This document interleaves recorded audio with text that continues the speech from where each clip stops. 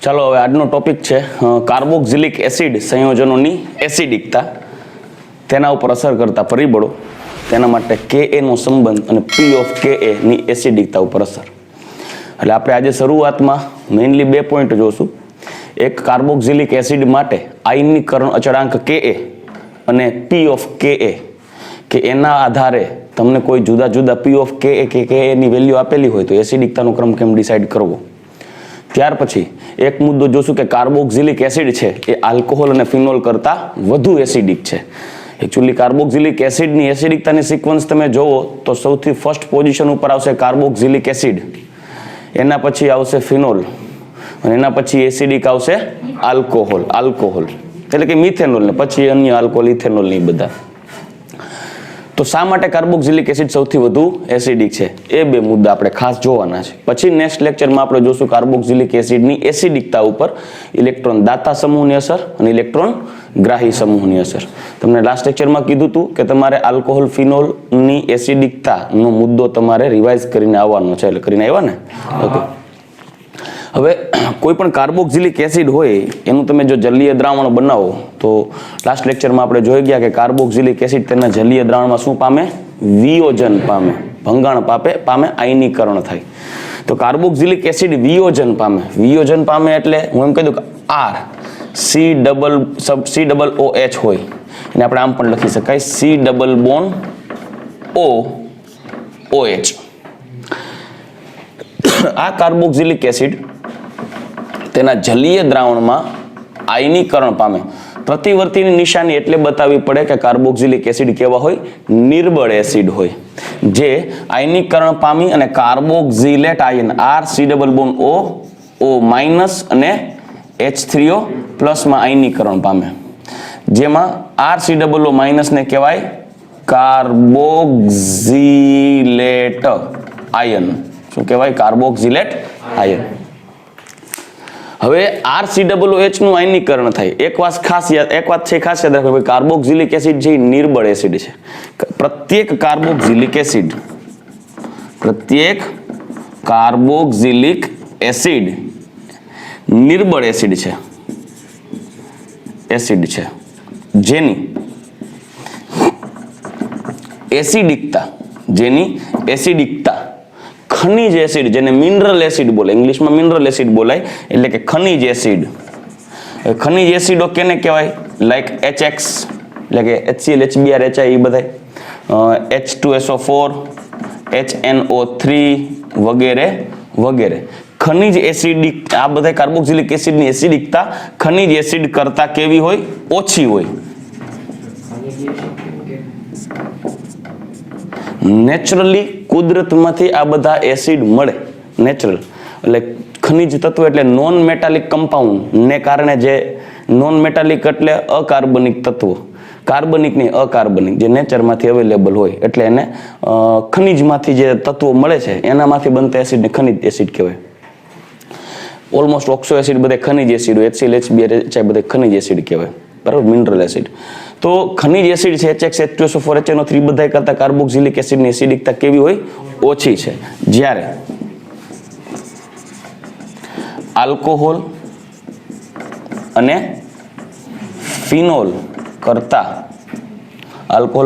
Phenol કરતા carboxylic acid કેવું છે? વધુ એસિડિક છે. એટલે આપણે આ મુદ્દો પણ આજે જોવાનો છે કે ભાઈ શું કરવાને આલ્કોહોલ અને ફિનોલ કરતા કાર્બોક્સિલિક એસિડ વધારે એસિડિક છે. ચલો હવે સૌથી પહેલા શરૂઆત કરીએ કાર્બોક્સિલિક એસિડ માટે Ka અને P ઓફ Ka નો સંબંધ. તો સૌથી પહેલા આયનીકરણ અચળાંક સાંભળજો ખાસ, આ મુદ્દો બહુ ઇમ્પોર્ટન્ટ છે. આયનીકરણ અચળાંક એટલે કે Ka અને એને આધારે આપણે જાણશું P ઓફ Ka. નો સમજાય તો 5 વાર પૂછી લેજો, પણ છે ઇમ્પોર્ટન્ટ એટલે ખાસ ધ્યાન દેજો. સૌથી પહેલા હું આ જ એસિડ લખ્યું છે એના માટે હું K ઇક્વિલિબ્રિયમ લખું. K ઇક્વિલિબ્રિયમ એટલે સંતુલન અચળાંક. સંતુલન અચળાંક એટલે નિપજોની સાંદ્રતાના છેદમાં પ્રક્રિયકોની સાંદ્રતા, જે આપણે ઇક્વિલિબ્રિયમ ચેપ્ટરમાં જોઈ ગયા છીએ. તો RC double bond O minus carboxylate આયનની સાંદ્રતા, H3O પ્લસ હાઇડ્રોનિયમ આયનની સાંદ્રતાના છેદમાં RCOH કાર્બોક્સિલિક એસિડની સાંદ્રતા અને H2O ની સાંદ્રતા. હવે H2O ની સાંદ્રતા તો હંમેશા અચળ લેવામાં આવે છે 55.55. તો આ સંતુલન અચળાંક છે, બરાબર. ઇક્વિલિબ્રિયમ એટલે સંતુલન અચળાંક. હવે એક કામ કરીએ, આ H2O ને અચળ ગણી અને K ઇક્વિલિબ્રિયમ સાથે ગુણાવી દઈએ. તો માટે K equilibrium into concentration of H2O જે 55.55 જેટલી કેવી હોય, અચળ હોય. તો આના બરાબર શું લઈ શકાય, Ka, એટલે એસિડનો આયનીકરણ અચળાંક Ka. તો Ka નું મૂલ્ય શું વધ્યું? હવે Ka નું સૂત્ર શું થયું? તો Ka બરાબર concentration of RCOO minus H3O plus ના છેદમાં RCOOH ની સાંદ્રતા. આ RCOOH ની સાંદ્રતા કેટલી વધી હોય કે જ્યારે આનું આયનીકરણ થઈ જાય, કેમ કે આ તો નિર્બળ એસિડ છે એટલે 100% આયોનાઇઝેશન આનું થાય નહીં. અને 100% આયોનાઇઝેશન ન થાય તો માની લ્યો કે આનું 3% આયનીકરણ થયું, 97% તો બિન આયનીકૃત રહી ગયો ને. તો એ સાંદ્રતા અહીંયા લખવાની થાય, જેને આપણે સાંદ્રતા ઓલમોસ્ટ યાદ હોય તો C0 જ લઈ લેતા ઇક્વિલિબ્રિયમ ચેપ્ટરમાં. શરૂઆતની સાંદ્રતા જ લખી નાખી, કેમ કે આનું આયનીકરણ બહુ ઓછું થયું હોય, 1% ની અંદર થયું હોય. પણ ટૂંકમાં સંતુલને આ બેની સાંદ્રતાના છેદમાં સંતુલને પ્રારંભિક પ્રક્રિયા RCOOH ની સાંદ્રતાને કહેવાય એસિડનો આયનીકરણ અચળાંક Ka. પણ હવે ખાસ સમજજો, કોઈ પણ દ્રાવણ કેટલું એસિડિક છે એ ડિસાઈડ કરવામાં આવે તે દ્રાવણમાં રહેલા H3O+ ની સાંદ્રતા ઉપરથી. એટલે કોઈ પણ દ્રાવણની એસિડિકતા એ દ્રાવણમાં રહેલા H3O+ ની સાંદ્રતા ઉપર આધારિત. એટલે એક સંબંધ આપણી પાસે આવ્યો કે ભાઈ દ્રાવણની એસિડિકતા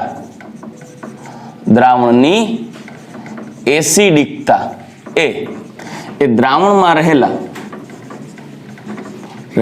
H3O+ ની સાંદ્રતાના સમપ્રમાણમાં હોય. કોઈ પણ દ્રાવણની એસિડિકતા કેટલી છે તો કે તે દ્રાવણમાં તે H3O+ ની સાંદ્રતાના સમપ્રમાણમાં છે. જેટલી H3O+ ની સાંદ્રતા વધારે તેટલી એસિડિકતા દ્રાવણની વધારે કહેવાય. એટલે તમારી પાસે કોઈ કાર્બોક્સિલિક એસિડ હોય તો તમારે એ કાર્બોક્સિલિક એસિડમાં શું ગોતવાનું કે ભાઈ એ કાર્બોક્સિલિક એસિડ આયનીકરણ પામે અને દ્રાવણમાં H3O+ ઉત્પન્ન કરે છે તો H3O+ ની સાંદ્રતા કેટલી છે. જેટલી H3O+ ની સાંદ્રતા વધારે હશે એટલું એસિડની એસિડિકતા વધારે હશે. પણ સપોઝ માની લ્યો કે તમને H3O+ ની સાંદ્રતા જ નથી આપી, તમને તો મૂલ્ય Ka નું આપ્યું હોય અને તમને એવું પૂછે કે જો આપેલ 4 એસિડો માટે Ka ના મૂલ્યો અનુક્રમે આટલા છે, Ka ના મૂલ્યો ચારે માટે, તો તે એસિડને તેની પ્રબળતાના ચડતા ક્રમમાં ગોઠવો. તો Ka સાથે એસિડિકતાનો સંબંધ જોવાનો. આ સૂત્ર ઉપરથી જોવો, આ સૂત્ર ઉપર Ka ઉપરથી, Ka ના સૂત્ર ઉપર Ka બરાબર RCOO માઇનસ RCOOH અને H3O પ્લસ. તો Ka ની સામેની બાજુ H3O પ્લસ છે એ સમપ્રમાણ થાય જો અંશમાં છે, અને Ka અને RCOOH ની સાંદ્રતા વ્યસ્ત પ્રમાણમાં થાય ને. પણ આપણે તો એસિડિકતા કેના ઉપરથી જજમેન્ટ લઈ શકાય, H3O+ ની સાંદ્રતા ઉપરથી. એટલે બીજી વસ્તુ આના ઉપરથી એક સિમ્પલ વસ્તુ, Ka નું મૂલ્ય મોટું, હું તમને એમ બતાવું કે સમપ્રમાણ કઈ રીતે. જો Ka નું મૂલ્ય મોટું ક્યારે થાય તો સાંભળજો, Ka વધારે પ્રમાણમાં આ એસિડ છે એ વધારે પ્રમાણમાં આયનીકરણ પામે તો આનો જથ્થો વધારે મળે H3O+ નો, અને RCOO- નો જથ્થો પણ વધારે મળે. એટલે જો એસિડનું વધુ જથ્થામાં આયનીકરણ થયું હોય તો H3O+ નું મૂલ્ય મોટું મળે, H3O+ નું મૂલ્ય મોટું મળે, RCOO- નું મૂલ્ય મોટું મળે. તો જેમ આનું મૂલ્ય મોટું હોય ને એટલે આયનીકરણ જાજુ થાય ને એમ બિન આયનીકૃત ઓછો રહે. એટલે જેમ આ બેનું મૂલ્ય મોટું મળે ને એમ છેદનું મૂલ્ય, હવે અંશનું મૂલ્ય મોટું ને છેદનું મૂલ્ય નાનું હોય તો ગુણોત્તર મોટો આવે. એનો મતલબ અંશનું મૂલ્ય મોટું ક્યારે હોય, દ્રાવણમાં H3O+ નું મૂલ્ય મોટું હોય. એટલે જેમ દ્રાવણમાં H3O+ ની સાંદ્રતા વધારે થશે એમ Ka નું મૂલ્ય પણ વધી જાય, થાય કે નહીં, કેમ કે અંશ મોટો. જેમ દ્રાવણમાં H3O+ ની સાંદ્રતા ઓછી તો એમ Ka નું મૂલ્ય ઓછું. મતલબ Ka નું મૂલ્ય H3O+ ની સાંદ્રતાના સમપ્રમાણમાં થયું. તો આ સૂત્રના આધારે એ પણ લખી શકાય કે દ્રાવણ માટે એટલે એસિડ માટે આયનીકરણ અચળાંક Ka એ કેના સમપ્રમાણમાં છે, દ્રાવણમાં રહેલા H3O+ ની સાંદ્રતાના સમપ્રમાણમાં છે. આ બીજો સંબંધ થઈ ગયો. તો આપણે ભાઈબંધનો ભાઈબંધ આપણો ભાઈબંધ જ કહેવાય. તો દ્રાવણની એસિડિકતા એ Ka ના સમપ્રમાણમાં થઈ તો આ સંબંધ ઉપરથી એમ કહી શકાય માટે દ્રાવણની એસિડિકતા ડાયરેક્ટલી પ્રોપોર્શનલ ટુ આયનીકરણ ચળાંક Ka. તો જેમ Ka નું મૂલ્ય વધુ તેમ દ્રાવણની એસિડિકતા વધુ, પણ ઓલમોસ્ટ એસિડિક Ka ના મૂલ્યો જોઈએ ને તો Ka ના મૂલ્યો 10 ની માઇનસ ઘાતોમાં હોય, નિર્બળ એસિડ હોય ને એટલે. હવે એ આંકડાકીય માહિતીઓ કેવી પડે? મોટી પડે. એટલે એક રીતે 10 ની માઇનસ ઘાતો એટલે હાવ નાની પડે, પોઈન્ટમાં આવે. હવે એના ગ્રાફ દોરવાય અઘરા. યાદ હોય તો જે H3O+ ની સાંદ્રતા ઉપરથી pH ગોતવી હોય તો સાંદ્રતાના ગ્રાફ દોરવા અઘરા, એટલે પોટેન્શિયલ ઓફ હાઇડ્રોજન pH આવ્યું. એમાં Ka ના મૂલ્યો 10 ની માઇનસ ઘાતોમાં મળતા હોવાથી નિર્બળ એસિડો માટે 10 ની માઇનસ ઘાતો હોય એટલે આંકડા ખૂબ નાના પડે, એટલે ગાણિતીય એરર આવવાની શક્યતાઓ વધે. તો એને આધારે જેમ ઓલા H3O+ ઉપરથી તમે જાણો છો કે ભાઈ H3O+ ની સાંદ્રતા ઉપરથી pH બરાબર -log 10 બેઝ H3O+ ની સાંદ્રતા કરો છો કે નહીં? તો એવી જ રીતે કેમ કે નિર્બળ એસિડ હોય એમાં H3O+ ની સાંદ્રતા બહુ ઓછી હોય, જેમ કે જેની pH માની લ્યો 10 છે તો એમાં રહેલા H3O+ ની સાંદ્રતા 10 ની માઇનસ 10 ઘાત થાય કે નહીં? સમજાઈ ગયું? તો એવી રીતે કેમ કે pH નું મૂલ્ય મોટું એટલે H3O+ ની સાંદ્રતા ઓછી, તો જેમ H3O+ ની સાંદ્રતા ઓછી હોય એટલે pH એની વધુ થઈ જાય. યાદ કરો, ઇન શોર્ટ જેમ H3O+ ની સાંદ્રતા ઓછી હોય તો એસિડિકતા નાની થઈ જાય, ઓછી થઈ જાય. પણ એના માટે આ આંકડાકીય માહિતીઓમાં ભૂલ ન પડે એટલે pH ની શોધ થઈ. ક્લેમેન્સન કહેવાય ગયું, ભૂલી ગયો, સોરેન્સન. ક્લેમેન્સન મગજમાં આવી ગયું. સોરેન્સન, ક્લેમેન્સન, સોરેન્સન મને બે માસિયાર ભાઈ છે. બરાબર. સોરેન્સને pH ની શોધ કરી. કેવેન્ડિશે હાઇડ્રોજન વિશેની વાત કરી હતી. તો pH ની શોધ એટલે પોટેન્શિયલ ઓફ હાઇડ્રોજન, એટલે હાઇડ્રોજનની તીવ્રતાનો અંક બતાવે, અને એ એવડો અંક બતાવે કે ગાણિતીય રજૂઆતો હેલી પડે. એટલે pH બરાબર -log 10 બેઝ H3O+ આપ્યું. તો કે સર એક કામ કરો ને, Ka માટે આવી વેલ્યુ શોધી લઈએ. તો Ka નું મૂલ્ય નિર્બળ એસિડ હોય એટલે Ka નું મૂલ્ય નાનું. નિર્બળ એસિડ હોય નામ નિર્બળ એસિડ એટલે એસિડિકતા ઓછી, એટલે દ્રાવણમાં H3O+ હોય સાંદ્રતા ઓછો હોય તો Ka નું મૂલ્ય નાનું કહેવાય. એ નાનું એટલે 1 2 એવું નહીં, Ka નું મૂલ્ય નાનું એટલે 10 ની માઇનસ ઘાતોમાં આવે. તો ગાણિતીય સરળતા માટે P of Ka ઓલમોસ્ટ લેવામાં આવે એસિડો માટે. કોઈ પણ એસિડની એસિડિકતા માટે Ka ને બદલે P of Ka ને વધારે યુઝ કરાય, કેમ કે એમાં ગાણિતીય સરળતા રહેશે, આંકડો મોટો દેખાડે. તો P of Ka બરાબર pH ની જેમ -log 10 બેઝ Ka થાય.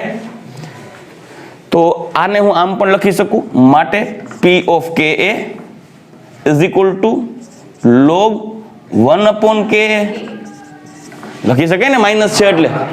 તો આને આધારે એક સંબંધ તો તરવાઈ જાય કે જેમ pH માં કેવું, માટે pH માં આપણે એવું લખતા માટે pH બરાબર માઇનસ ને બદલે log 1/, H3O+ ની સાંદ્રતા, એટલે એના ઉપરથી આપણે એવું ધાર્યું હતું કે pH છે એ H3O+ ની સાંદ્રતાના વ્યસ્ત પ્રમાણમાં થાય. જેમ H3O+ ની સાંદ્રતા ઓછી એમ pH વધારે, અને જેમ pH વધારે એમ એસિડિકતા ઓછી, કેમ કે એસિડિકતા છે એ H3O+ ના સમપ્રમાણમાં હોય. તો H3O+ ના સમપ્રમાણમાં એટલે હું અહીંયા 1/, એસિડિકતા આમ કરી શકું કે નહીં? કેમ કે H3O+ અને એસિડિકતા સમપ્રમાણ, પણ pH વ્યસ્ત પ્રમાણ. તો આના ઉપરથી આપણે કન્ક્લુઝન ઉપર આવી કે જેની pH નાની એનું H3O+ ની સાંદ્રતા મોટી હોય અને એસિડિકતા વધુ હોય. જેનો pH વેલ્યુ મોટી, જોજો આપણે 7 કરતા pH વધી જાય, બેઝ થઈ જાય. તો જેની pH વધુ એની એસિડિકતા ઓછી, H3O+ ની સાંદ્રતા ઓછી હોય. તો એવો જ સંબંધ આપણે આમાં પણ થઈ શકે ને. તો આના ઉપરથી આપણે શું કન્ક્લુઝન ઉપર આવી શકાય? P of Ka ના સૂત્ર ઉપરથી P of Ka inversely proportional to 1/K એટલે ઇન્વર્સલી પ્રોપોર્શનલ ટુ K થયું ને. એટલે એના ઇન્વર્સલી પ્રોપોર્શનલ ટુ શું આવે? એસિડિકતા. એટલે આના ઉપરથી પ્રૂવ થાય કે દ્રાવણની એસિડિકતા એ તેના P of Ka ના વ્યસ્ત પ્રમાણમાં હોય. જો કોઈ એસિડના P of Ka નું મૂલ્ય વધારે હોય તો તે દ્રાવણની એસિડિકતા ઓછી હોય. જો કોઈ દ્રાવણના P of Ka નું મૂલ્ય ઓછું હોય તો એસિડિકતા વધુ હોય. બરાબર. તો આને આધારે હું એક વાત કરી કે દાખલા તરીકે હું એમ કહું કે હાઇડ્રોક્લોરિક એસિડ છે, હાઇડ્રોક્લોરિક એસિડ હવે તો પ્રબળ એસિડ છે, અને પ્રબળ એસિડ હોય તો આનું તો 100% આયનીકરણ થાય ને દ્રાવણમાં. 100% આયનીકરણ થાય એટલે આમ HCl નાખો એટલે પ્રતિવર્તીની નિશાની જ નહીં બતાવવાની, એ તો 100% આયોનાઇઝ થાય. દ્રાવણમાં H3O+ નો સાંદ્રતાનો જથ્થો તો બહુ વધારે હોય ને. હવે H3O+ ની સાંદ્રતાનો જથ્થો બહુ મોટો, H3O+ ની સાંદ્રતાનો જથ્થો બહુ મોટો તો એની pH હાવ નાની. એવી જ રીતે H3O+ ની હવે આ સંબંધ હરખો જ છે. H3O+ ની સાંદ્રતાનો જથ્થો બહુ મોટો. હવે અંશમાં તો HCl પ્રતિવર્તી સમીકરણ HCl માટે લેવા જાય તો અહીંયા બિનઆયનીકૃત HCl નો જથ્થો ટેન્ડ્સ ટુ 0 થાય એટલે એના Ka નું મૂલ્ય બહુ મોટું આવે અને Ka નું મૂલ્ય બહુ મોટું આવે તો P of Ka નું મૂલ્ય બહુ નાનું આવે ને.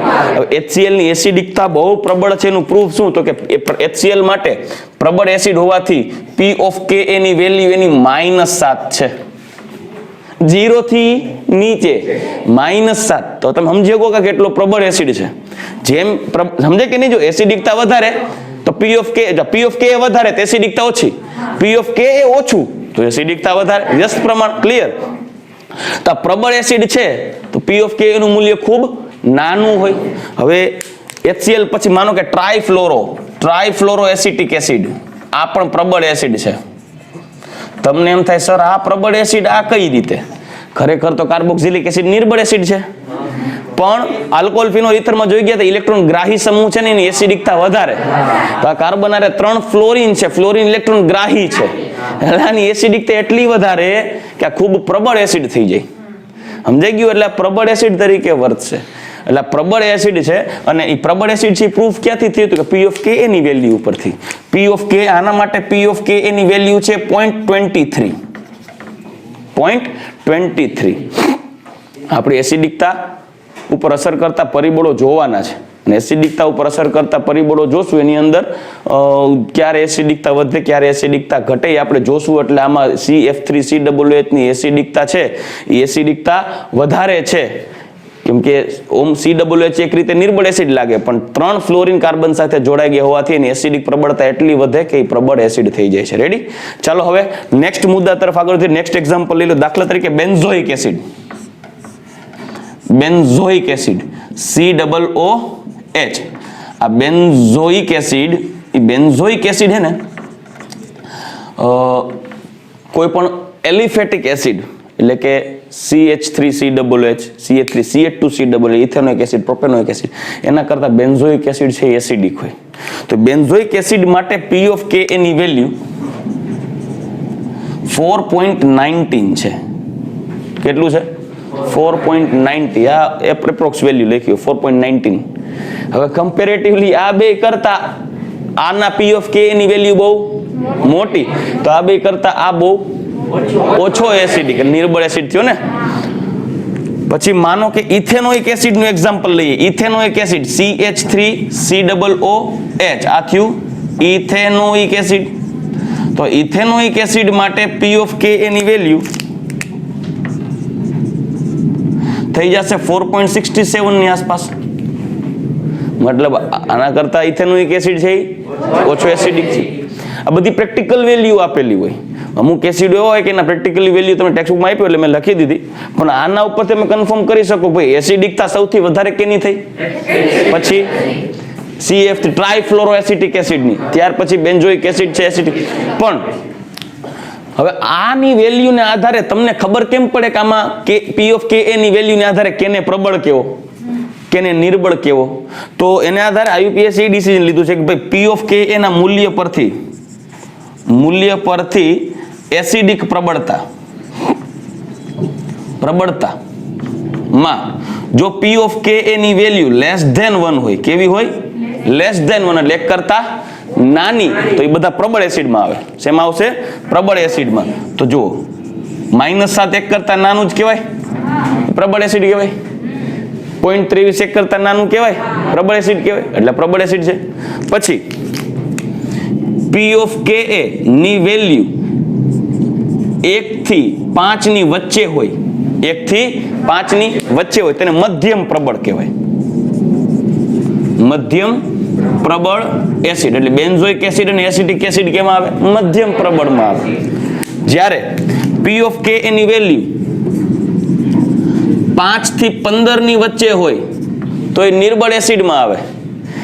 ઇથેનોલ છે તો ઇથેનોલ, ફિનોલ, ઇથેનોલ છે એના P of Ka ની વેલ્યુ લગભગ 13 કે 14 ની નજીક આવે. તો 5 થી 15 ની વચ્ચે આવ્યું ને એટલે નિર્બળ એસિડ થયું. અને ફિનોલ છે 10 ની આસપાસ આવે P of Ka, તો એ નિર્બળ જ થાય ને. તો આ બધા કેવા આવશે?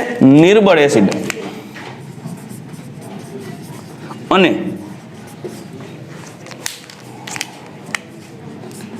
P of Ka ની વેલ્યુ જો ગ્રેટર ધેન 15 હોય, કેવું હોય? ગ્રેટર ધેન 50, તો એ અતિ નિર્બળ એસિડ હોય. કેવા હોય? અતિ નિર્બળ એસિડ. એટલે આ ટૂંકમાં P of Ka ની વેલ્યુને આધારે એસિડની એસિડિકતાની કેટેગરી ડિવાઈડ કરેલી છે. આને આધારે તમે કોઈ પણ એસિડની એસિડિકતા પ્રબળ છે કે નિર્બળ છે કે ડિસાઈડ કરી શકો. પણ આને રિલેટેડ MCQ કઈ રીતે આવી શકે? તો કે ભાઈ તમને જુદા જુદા એસિડોના P of Ka ની વેલ્યુ આપી દે અને તમને પૂછે કે ભાઈ આને એની એસિડિકતાના ચડતા ક્રમમાં કે એસિડિકતાના ઉતરતા ક્રમમાં ગોઠવો. એટલે ટૂંકમાં હું કહી દઉં કે એસિડિકતાનો ચડતો ક્રમ ગોઠવવો હોય ને તો P of Ka નો ઉતરતો ક્રમ ગોઠવવાનો, અને Ka આપ્યું હોય તો એનો ચડતો ક્રમ ગોઠવવાનો. રેડી?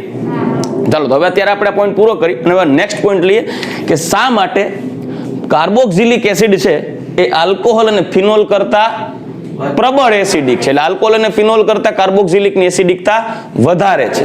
શા માટે છે? હવે એનું કારણ જોઈ લઈએ.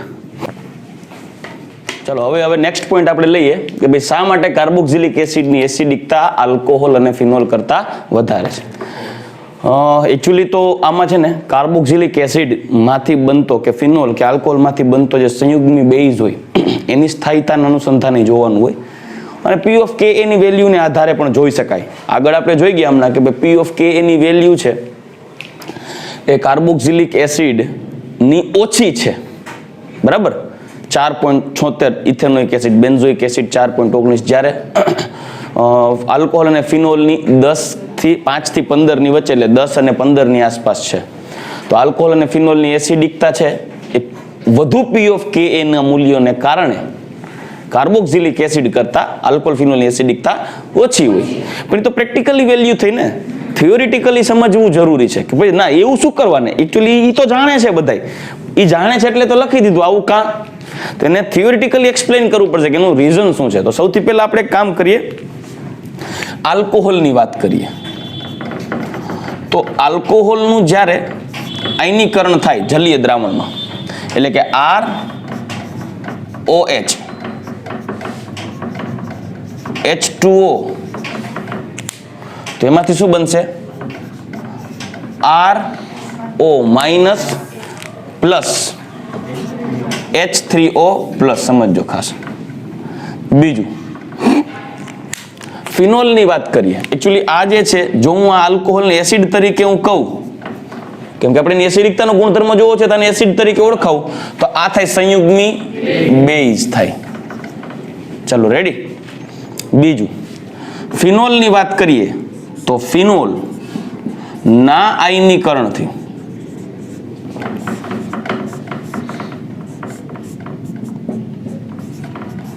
ફિનોક્સાઇડ આયન વત્તા H3O પ્લસ આવું થાય. તો આ જો એસિડ હોય ફિનોલ, એકચ્યુઅલી એને કાર્બોલિક એસિડ એ બોલાય. તો ફિનોલ છે એસિડ છે, તો આ થઈ ગયો ફિનોક્સાઇડ આયન, જેને કહેવાય સંયુગ્મી બેઝ. એ જ રીતે કાર્બોક્સિલેટ આયન હોય, એટલે કાર્બોક્સિલિક એસિડ લઈએ, RC double bond OH, carboxylic acid, બરાબર?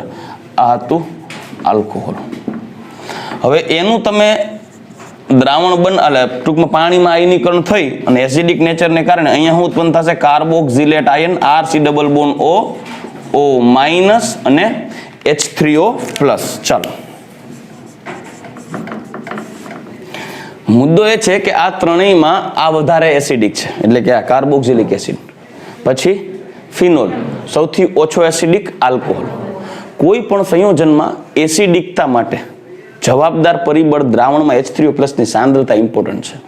ખાસ સમજો. તમને એમ થાય એસિડિકતા કેની વધારે, તમે એમ કે ભાઈ એક કામ કરો ને, જેમાં H+ જલ્દીથી આયનીકરણ પામે, જેમાં H+ જલ્દીથી આયનીકરણ પામીને દૂર થઈ જાય, એટલે છૂટો પડી જાય, તૂટીને બંધ તૂટીને H બંધ તૂટીને છૂટો પડી જાય, એની એસિડિકતા વધારે હોય.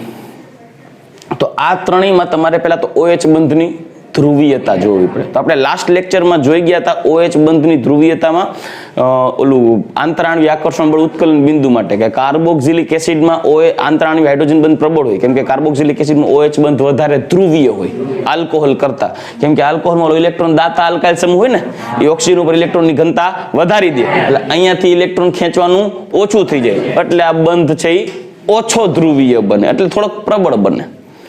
એટલે આ ત્રણેયમાં આલ્કોહોલ, ફિનોલ અને ઈથર કાર્બોક્સિલિક એસિડમાં જુઓ ને તો આલ્કોહોલમાં આલ્કાઇલ સમૂહ છે ને ઇલેક્ટ્રોન દાતા હોય, ફિનોલ હોય ગ્રાહી હોય, બેન્ઝીન રિંગ સંસ્પંદનમાં નીચે તરફ રહે, અને કાર્બોક્સિલિક એસિડમાં રહેલો જે કાર્બોનિલ છે પણ કેવું હોય, ગ્રાહી જ હોય. એટલે આવડો ઇલેક્ટ્રોન દાન કરે, આ બે ઇલેક્ટ્રોનને ખેંચે, એટલે ઓક્સિજન ઉપર આમ દાન કરશે એટલે ઇલેક્ટ્રોન ડેન્સિટી ઓક્સિજન ઉપર વધી જાય, એટલે ઓક્સિજન છે હાઇડ્રોજન પાસેથી બંધ ઓછો ખેંચે, જ્યારે બેન્ઝીન રિંગ છે ઓક્સિજન પાસેથી ઇલેક્ટ્રોન નીચે ખેંચે, એટલે ઓક્સિજન ઉપર ઇલેક્ટ્રોનની ઉણપ સર્જાય, એટલે એ ઓક્સિજન હાઇડ્રોજન ઇલેક્ટ્રોન ક્યાંથી ખેંચે, હાઇડ્રોજન પાસેથી, આમાં ઇલેક્ટ્રોન હાઇડ્રોજન બાજુથી ખેંચે, એટલે આ બે બંધ વધુ ધ્રુવીય, આ OH બંધ ઓછો ધ્રુવીય. જે બંધ વધુ ધ્રુવીય હોય, OH બંધ જે વધુ ધ્રુવીય હોય એ નબળો હોય, અને નબળો હોય એટલે સરળતાથી તૂટે, એટલે આમાં OH બંધ સરળતાથી તૂટે, H+ સરળતાથી જાય, આમાં OH બંધ સરળતાથી ન તૂટે, H+ સરળતાથી આયનીકરણ છૂટો ન પડે, એટલે આની એસિડિકતા ઓછી હોય. પણ આપણે બીજી રીતે સમજીએ, આ ટેકનિકલ રીતે આ રીતે નથી સમજવું, એનાથી થોડીક સહેલી રીત પકડીએ. એટલે હું એ રીત બહુ ડિટેલમાં ન ગયો, કેમ કે જે આપણે NCERT ઓરિએન્ટેડ રીત છે એ જોઈને બધી રીતે ક્યારે ભેગી કરશું ને તો નક્કી નહીં રહે કે મારે કઈ રીત ફોલો કરવી, આપણે તમને એમ થાય. એટલે એક મેઇન રીત પકડીએ. દ્રાવણમાં H3O+ ની સાંદ્રતા જેમાં વધુ એની એસિડિકતા વધુ. આપણે કે ઉપર એ જ પોઈન્ટ ડિસ્કસ કર્યો હતો. હવે કે સાહેબ H3O+ ની સાંદ્રતા ત્રણેયમાં જોઈ લે. H3O+ કેમ H3O+ તો ત્રણેયમાં છે, અને જેમાં H3O+ વધુ સ્થાયી રહેતો હોય ને, જેમાં H3O+ વધુ સ્થાયી રહેતો હોય એમાં H3O+ ની સાંદ્રતા વધારે હોય. સમજાય કે નહીં? તો હવે મુદ્દો હું H3O+ ની સ્થાયીતા જોવાનો, તો કે સર ત્રણેયમાં H3O+ જ છે, તો H3O+ તો એક જ હરખું કહેવાય, તો એ ત્રણેયની સ્થાયીતા કેમ નક્કી કરવી? તો કે હવે એક કામ કરાય, જો એક જ હરખી ત્રણેય H3O+ હોય તો એ ત્રણેયની સ્થાયીના જેવું છે કે ભાઈ તમને એમ કહેવામાં આવે કે તમે તમારા મામાના ઘરે જાઓ, તમે તમારા ફઈની ઘરે જાઓ, અને એક તમે તમારા કાકાની ઘરે જાઓ. માનો આ ત્રણ જગ્યા આપી, તમે વધારે ક્યાં રહેશો તો કે ડિપેન્ડ કરે છે તમારી સ્થાયીતા ઉપર. પણ એમ તમે તો ત્રણેયની ઘરે તમે જ જાઓ છો, મામાના ઘરે, ફઈની ઘરે ને કાકાની ઘરે, ત્રણેયની ઘરે તમે જ જાઓ ને, તો તમારી સ્થાયીતા કેમ નક્કી કરવી? કેમ કે ત્રણેય જગ્યાએ છો તો તમે જ, તો ત્યારે તમારી સ્થાયીતા ક્યાં વધારે છે? તમે મામાના ઘરે વધુ રોકાતા હોય માની લ્યો, તો મામાના ઘરે તમારી એસિડિકતા વધારે એટલે દેખાય કે ઈ તમારી સ્થાયીતા મામાની ઘરે કે કાકાની ઘરે કે ફઈની ઘરે તમારા કરતા તમારા મામા, તમારા કાકા ને તમારા ફઈ ઉપર આધાર રાખે, કે તમારા મામા તમારું કેટલું રાખે છે. જે વ્યક્તિ તમારું જાજુ રાખતા હોય ને, ખાવા પીવાની ડિમાન્ડો પૂરી થતી હોય, આપણી ઘરે આપણી વિશ પૂરી ન થતી હોય ને એની ઘરે થતી હોય, ન્યા આપણે પલોઠી વારી, ન્યા ધામા નાખી, ન્યા આપણી સ્ટેબિલિટી વધારે. તમારી સ્ટેબિલિટી એકચ્યુઅલી તમારે આધારે નહીં, તમારી સાથે રહેલો ભેગો કોઈ બીજો આયન છે ને એની સ્થાયીતા ઉપર. ઈ જેટલો સ્થાયી એટલા તમે સ્થાયી. તમારી બાયડી જેટલી હારી એટલા તમે શાંતિથી રહી શકો. સમજાઈ ગયું? એની સ્થાયીતા ઉપર તમારી સ્થાયીતા નક્કી થાય. અર્જુન, આ બીજું એક્ઝામ્પલ એમ. તો હવે આમાં ત્રણેયમાં H3O+ ની સાંદ્રતા જેમાં વધારે એમ એસિડિકતા વધારે. H3O+ ની સાંદ્રતા કેમાં વધારે? તો કે જેમાં H3O+ ની સ્થાયીતા વધારે. હવે H3O+ ની સ્થાયીતા કેમાં વધારે? તો કે જેમાં સંયુગ્મી બેઝની સ્થાયીતા વધારે હોય. એટલે આ સંયુગ્મી બેઝ થયો, તો સંયુગ્મી બેઝની સ્થાયીતા જેમાં વધારે એમાં H3O+ ની સાંદ્રતા વધારે, અને જેમાં H3O+ ની સાંદ્રતા વધારે એની એસિડિકતા વધારે. ઓકે, તો હવે પેલા આલ્કોહોલ અને ફિનોલમાં કમ્પેરિઝન કરીએ, કેમ કે આપણે અગાઉ જોઈ ગયા છીએ. ફિનોલની વાત કરીને, ફિનોલ, તો ફિનોલ માંથી સંયુગ્મી બેઝ બને ફિનોક્સાઇડ આયન. ફિનોક્સાઇડ આયન થાય કે નહીં? અને ફિનોક્સાઇડ આયન છે એ સંસ્પંદન બંધારણો દર્શાવે. જેમ કે ફિનોક્સાઇડ આયન છે એના ઉપર ઓક્સિજન ઉપર -ચાર્જ છે, 3 અબંધકારક ઇલેક્ટ્રોન યુગ્મ હોય. તો હવે શું થશે? આ અબંધકારક ઇલેક્ટ્રોન યુગ્મ નીચેની તરફ ડોનેટ થશે, કેમ કે બેન્ઝીન રિંગ છે શું કરશે? ઇલેક્ટ્રોન યુગ્મને પોતાની તરફ આકર્ષે, કેમ કે આ કાર્બન કેવો છે? sp2 હાઇબ્રિડ છે, એટલે એની વિદ્યુત ઋણતા વધારે હોય. રેડી, આપણે જોઈ ગયા છીએ બધા ઓર્ગેનિક બીજા ચેપ્ટરમાં. તો આ પાઈ બોન્ડ ક્યાં ડિલોકેલાઇઝ થાય? ઓર્થો સ્થાન ઉપર. એટલે ઓર્થો ઉપર શું ચાર્જ, કયો ચાર્જ આવશે? નેગેટિવ ચાર્જ આવશે. એટલે સંસ્પંદન બંધારણ આગળ આવશે. આ પેલું સંસ્પંદન બંધારણ થયું, આ બીજું સંસ્પંદન બંધારણ. અહીંયા બનશે double bond O. Negative charge દૂર થઈ ગયો. નેગેટિવ ચાર્જ હતો ઇલેક્ટ્રોન યુગ્મ નીચે ધકેલી દીધો. અહીંયા કયો ચાર્જ આવ્યો? Minus charge. જ્યારે અહીંયા બે ડબલ બોન્ડ તો અકબંધ રહેશે એમને. હવે આ કાર્બન પોતાનો નેગેટિવ ચાર્જ બાજુના કાર્બન ઉપર શિફ્ટ કરશે, અને એટલે શિફ્ટ કરે છે કે દ્વિબંધનો કાર્બન કયું સંકરણ ધરાવે છે? sp2. એટલે આ ઇલેક્ટ્રોન યુગ્મ નીચે તરફ ધકેલાશે તો પાઈ બોન્ડ અહીંયા આવશે. એટલે પેરા સ્થાન ઉપર નેગેટિવ ચાર્જ આવશે. પેરા સ્થાન ઉપર નેગેટિવ ચાર્જ આવશે તો અહીંયા ડબલ બોન્ડ O, અહીંયા બોન્ડ અહીંયા આવશે, અહીંયા તો છે જ ઓલરેડી, અને અહીંયા આવશે નેગેટિવ ચાર્જ. ચાલો રેડી. હવે તો કે આ ઇલેક્ટ્રોન યુગ્મ બાજુમાં શિફ્ટ થશે કે નહીં? હવે જો આ ઇલેક્ટ્રોન યુગ્મ અહીંયા શિફ્ટ થાય તો અહીંયા પાઈ બોન્ડ બને, તો આ પાઈ બોન્ડ ઓર્થો સ્થાને આવે, તો ત્યારે નવું સંસ્પંદન બંધારણ ડેવલપ થાય. અને એ થશે એક અહીંયા ડબલ બોન્ડ, એક અહીંયા ડબલ બોન્ડ બની ગયો, અહીંયા નેગેટિવ ચાર્જ, અહીંયા ડબલ બોન્ડ O. હવે તો હવે પાછું આ ઇલેક્ટ્રોન યુગ્મ મૂળભૂત કાર્બન ઉપર જશે, તો એને આધારે પાઈ બોન્ડ શિફ્ટ થશે. અહીંયા પાઈ બોન્ડ અહીંયા શિફ્ટ થશે, તો પરિણામે અહીંયા બની જશે ફિનોક્સાઇડ આયન. ટૂંકમાં આપણને આવા 5 જુદા જુદા સંસ્પંદન બંધારણો જોવા મળ્યા. કેમાં? ફિનોક્સાઇડ આયનમાં. તો ટોટલ બેન્ઝીનમાં આવા 5 સંસ્પંદન બંધારણો જોવા મળે. એટલે બેન્ઝીનમાં નહીં, સોરી, પણ આપણે ફિનોક્સાઇડ આયન જે સંયુગ્મી બેઝ છે, તો સંયુગ્મી બેઝમાં 5 સંસ્પંદન બંધારણ મળ્યા. એટલે હું કહી શકાય કે ભાઈ ફિનોક્સાઇડ આયનમાં જે સંયુગ્મી બેઝ છે ફિનોક્સાઇડ આયન, એના સંસ્પંદનને કારણે જે ઓક્સિજન ઉપર જે નેગેટિવ ચાર્જ છે, એ નેગેટિવ ચાર્જ બેન્ઝીન રિંગમાં શું થાય છે? વહેંચાઈ જાય ને. જો વહેંચાઈ ગયો, જો અંદરની સાઈડ આવી ગયો. એટલે બેન્ઝીન રિંગમાં ઇલેક્ટ્રોન યુગ્મ અંદરની બાજુ વહેંચાઈ જતો હોવાથી આ ઓક્સિજન ઉપર જે પરિણામી નેગેટિવિટી રહે એ થોડીક ઓછી રહે. સમજાઈ ગયું? એટલે એમ કહી શકાય કે ભાઈ બેન્ઝીનમાં, સોરી, ફિનોક્સાઇડ આયન માં સંસ્પંદનને કારણે ઓક્સિજન પર ઇલેક્ટ્રોન ઘનતા કેવી રહે? ઓછી થાય. અને ઓક્સિજન ઉપર ઇલેક્ટ્રોનની ઘનતા ઓછી, ને કોઈ પણ નેગેટિવ ચાર્જ હોય, જેમ નેગેટિવ ચાર્જ પ્રબળ હોય કોઈ સ્પીસીઝ ઉપર, એમ ઈ નેગેટિવ ચાર્જ H+ ને ઝડપથી શું કરે? આકર્ષી શકે ને. તો જેમ ઋણ વીજભારિત વીજવાદળ સ્પીસીઝ ઉપર મોટું, એમ એનો બેઝિક ગુણધર્મ વધારે. પણ આમાં ફિનોક્સાઇડ આયનનો ઓક્સિજન ઇલેક્ટ્રોન યુગ્મ તો બેન્ઝીનમાં આટો મારવા ગયો, એટલે આ ઋણ વીજભારિત વીજવાદળ થોડે વહેંચાઈ ગયું. એટલે ઓક્સિજન ઉપર પરિણામી જે ઇલેક્ટ્રોન ડેન્સિટી છે એ કેવી થઈ ગઈ? ઓછી થઈ ગઈ. પરિણામે ફિનોક્સાઇડ આયનમાં સંસ્પંદનને કારણે સ્થાયીતા વધી ગઈ. હવે જ્યારે આલ્કોહોલની વાત કરીએ, આલ્કોહોલ માંથી સંયુગ્મી બેઝ કોણ બને? આલ્કોક્સાઇડ આયન બને. અને હવે આ આલ્કોક્સાઇડ આયનની વાત કરીએ તો જો RO- છે. હવે આલ્કોહોલમાં બનતા આલ્કોક્સાઇડ આયનમાં સંસ્પંદન થતું નથી. ઉલટાનું આ આલ્કાઇલ સમૂહ શું છે? પ્લસ આઈ અસર બતાવે, ઇલેક્ટ્રોન દાતા પ્રેરક અસર, ઇલેક્ટ્રોન યુગ્મનું દાન કરે. એટલે પરિણામી શું થશે? તો કે પરિણામી જે R છે એના ઓક્સિજન ઉપર ઇલેક્ટ્રોન દાતા અસરને કારણે ઇલેક્ટ્રોન ડેન્સિટી કેવી થઈ જાય? વધી જાય. અને ઇલેક્ટ્રોન ડેન્સિટી વધી જાય, ઇલેક્ટ્રોન ઘનતા વધુ થશે. અને ઇલેક્ટ્રોન ઘનતા વધુ થાય એટલે H+ ને પ્રબળતાથી શું કરે? આકર્ષે. ઇલેક્ટ્રોન ઘનતા વધુ થશે, આથી સંયુગ્મી બેઝની પ્રબળતા, એટલે કે બેઝિક પ્રબળતા શું થાય? વધી જાય.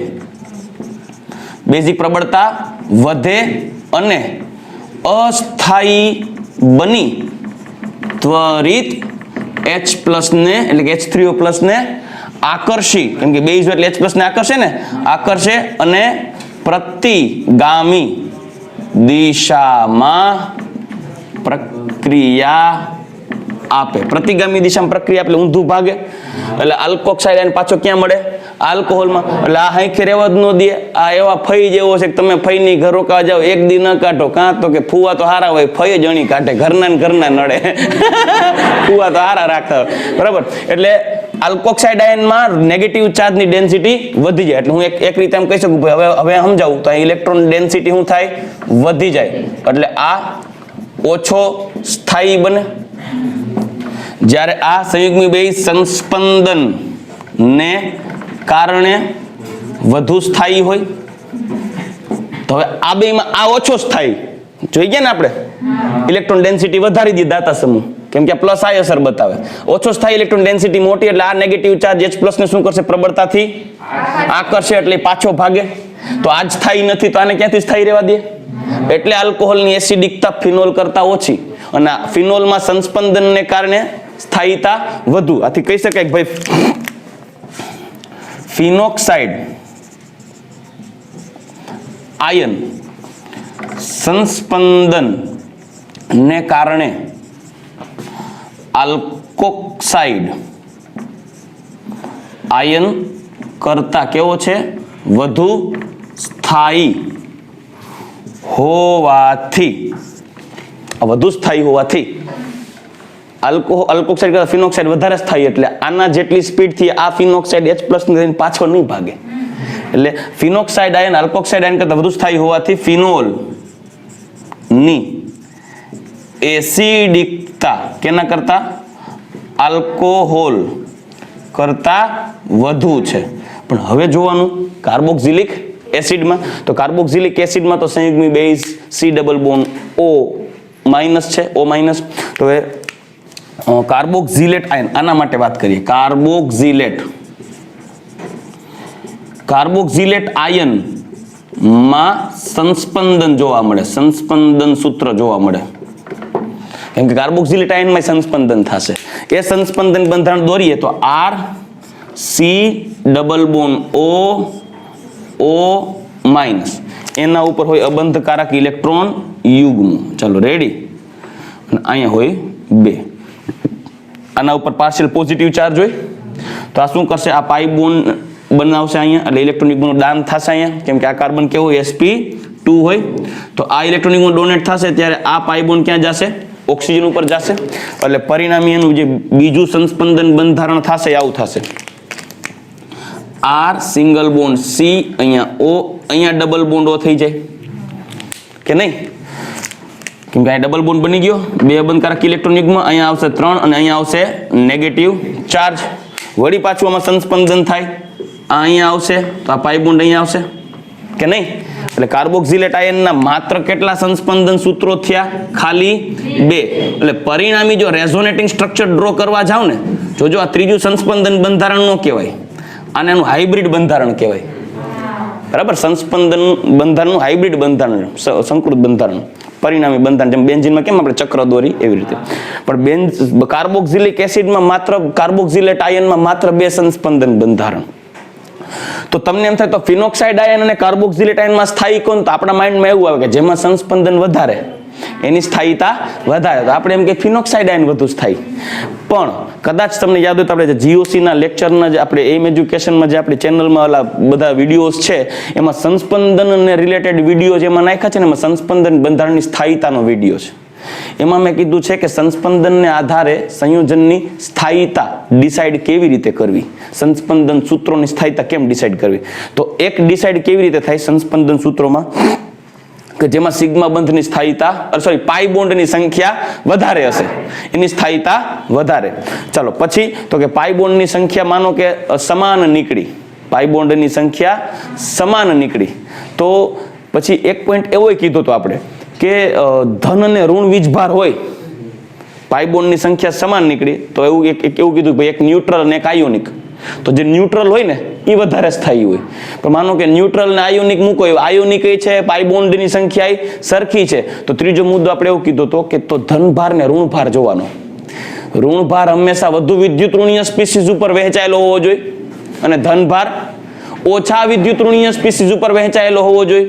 એનું એક્ઝામ્પલ મેં એવું આપ્યું હતું કે એક ઘરમાં કામ કરવાનું થયું, એ કામ એવું હતું કે એક ઇલેક્ટ્રિક લાઇટમાં સ્પાર્ક થતું હતું એટલે ઇલેક્ટ્રિક સ્વિચ બોર્ડમાં છેડામાં જે ક્ષાર જામી ગયો તો એ સ્વિચ બોર્ડ ખોલી અને ઇલેક્ટ્રિકના છેડા સરખા કરવા વાયર અને ઘરમાં જઈમાતા બે પતિ પત્ની એટલે વાસણ સાફ કરવાના હતા તો બે પતિ પત્ની જમી બે પોતપોતાના કામ કરવા માટે ઊભા થયા બે કામ હતા એક ઇલેક્ટ્રિક સ્વિચ બોર્ડ રિપેર કરવાનું અને એક વાસણ સાફ કરવાનું હવે બે પતિ પત્ની ઊભા થયા કામની વહેંચણી થઈ પોતપોતાના કામે નીકળશે એમાં જો પત્ની વાસણ સાફ કરવા માટે ચિત્રીમાં જાય પાછળ અને પતિ ટેસ્ટર લઈ અને સ્વિચ બોર્ડ ખોલે તો ઈ કામની વહેંચણી પ્રોપર થઈ એ ઘરમાં સ્થાયીતા વધુ હોય પણ બે પતિ પત્ની ઊભા થયા અને અનબિલીવેબલ કાર્ય થાય કે પતિ ઠામણા વિચારવા જાય અને પત્ની ટેસ્ટર ગોતીને સ્વિચ બોર્ડ ખોલતી હોય તો કુછ તો ગડબડ હે દયા એ ઘરમાં સ્થાયીતા ઓછી હોય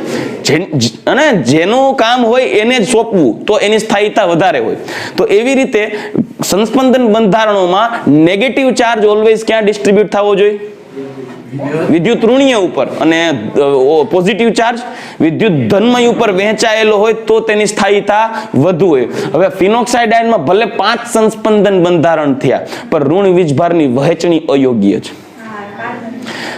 ફિનોક્સાઇડ આયનમાં ઋણ વીજભાર વહેંચાયેલો છે ઓછા વિદ્યુત ઋણીય કાર્બન ઉપર જ્યારે કાર્બોક્સિલેટ આયનના માત્ર 2 સંસ્પંદન બંધારણ ભલે રહ્યા પણ ઋણ વીજભાર ઓક્સિજન ઉપર જ છે વધુ વિદ્યુત ઋણ એટલે આમાં ઋણ વીજભારની વહેંચણી પ્રોપર છે એટલે આના માત્ર 2 સંસ્પંદન બંધારણની સ્થાયીતાના 5 સંસ્પંદન બંધારણ કરતા વધારે છે એટલે આ બેમાં આ વધારે સ્થાયી છે અને આ વધારે સ્થાયી હોય તો H3O+ ની સાંદ્રતા વધુ જોવા મળશે કે નહીં ક્લિયર એટલે કહી શકાય કે ભાઈ ફિનોક્સાઇડ આયન ના સંસ્પંદન બંધારણોમાં ઋણ વીજભાર ની વહેંચણી ક્યાં થાય છે દીકરાઓ ઋણ વીજભારની વહેંચણી ક્યાં થઈ ફિનોક્સાઇડ સંસ્પંદન બંધારણમાં ઓછા વિદ્યુત ઋણીય કાર્બન પર થાય છે થાવી ક્યાં જોઈ ઓક્સિજન પર કાર્બન ઉપર થાય છે જેન્યુઇનલી તો કરવું જ પડે એમ છે થાય આથી આ ઋણ વીજભાર ની વહેંચણી કેવી કહેવાય અયોગ્ય કહેવાય કેવી કહેવાય અયોગ્ય છે જ્યારે RC double bond O carboxylate ion ના ઋણ વીજભાર ની વહેંચણી કેના ઉપર છે વધુ વિદ્યુત ઋણીય ઓક્સિજન પર થયેલ છે જે યોગ્ય છે કે નહીં પરિણામે ફિનોલમાં 5 સંસ્પંદન બંધારણ ધરાવતો ફિનોક્સાઇડ આયન હોવા છતાં કાર્બોક્સિલેટ આયનના 2 સંસ્પંદન બંધારણ વધુ સ્થાયી છે બરાબર છે આથી ફિનોક્સાઇડ આયન કરતા કાર્બોક્સિલેટ આયન કેવો છે વધુ સ્થાયી હોવાથી કાર્બોક્સિલિક એસિડ ની એસિડિટી ફિનોલ અને આલ્કોહોલ કરતા વધુ છે ચાલો રેડી મોસ્ટ ઇમ્પોર્ટન્ટ ક્વેશ્ચન છે MCQ માં પણ આવી રીતે આવી શકે MCQ માં નીચેના પૈકી કયું વિધાન યોગ્ય છે તેમાંથી આવી રીતે સેટ થઈ શકે કે ભાઈ આની સંયોજન એસિડિકતા એટલે વધારે આની એસિડિકતા ઓછી એટલે જેન્યુઇન રીઝન સમજાયેલા હોય તો જ આવડે બરાબર અને થિયરીમાં પણ પૂછાઈ શકે નેક્સ્ટ લેક્ચરમાં દીકરા આપણે હવે જોવાનું છે કે કાર્બોક્સિલિક એસિડની એસિડિકતા ઉપર અસર કરતા પરિબળો જેટલા અસર કરતા પરિબળો છે જોઈ લેશું એક્સ્ટ્રા પોઈન્ટ છે એ જોઈ લેશું એટલે કામ પતે રેડી તો ચાલો હવે નેક્સ્ટ લેક્ચરમાં આગળ વધશું એસિડિકતા ઉપર અસર કરતા પરિબળો સાથે